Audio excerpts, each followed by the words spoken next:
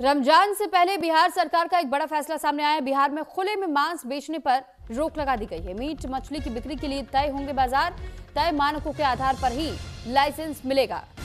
तो बिहार में खुले में मांस बेचने पर रोक लगाई गई है। जानकारी आपको दे रहे हैं। यूपी के बाद अब बिहार में रमजान से पहले एक बड़ा फैसला लिया गया है।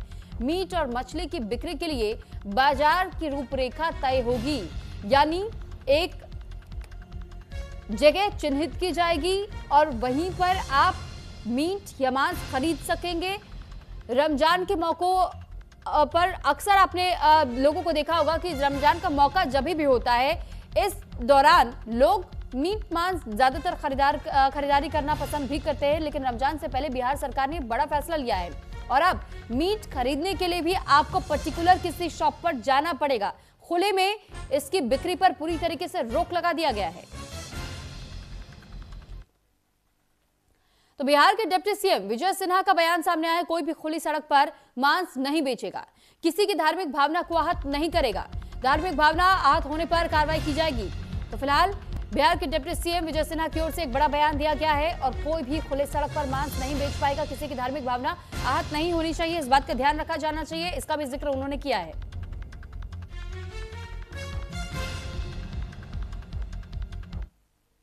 कोई भी ओपन सड़क पर मांस नहीं बेचेगा, किसी के भावना को आहत नहीं करेगा। नियम के अनुकूल जिसको लाइसेंस मिला है उसका उल्लंघन करने वाले पर सख्त कार्रवाई होगी। राजस्व, भूमि सुधार विभाग, नगर विकास और खनन विभाग के बजट भाषण पर हमने साफ निर्देशित किया है।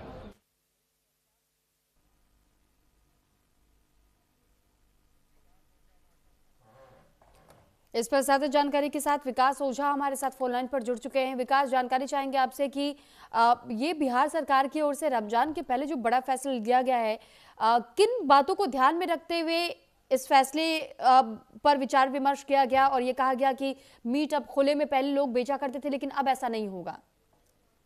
बिल्कुल, देखिए, बिहार सरकार में डिप्टी सीएम विजय सिन्हा ने स्पष्ट तौर पर कहा कि सड़कों के किनारे खुले में जो मांसों की बिक्री होती है उस पर पूर्णतः प्रतिबंध लगा दिया गया है और अब सड़क के किनारे खुले में मांस की बिक्री पर पूर्णतः रोक लगा दी गई है।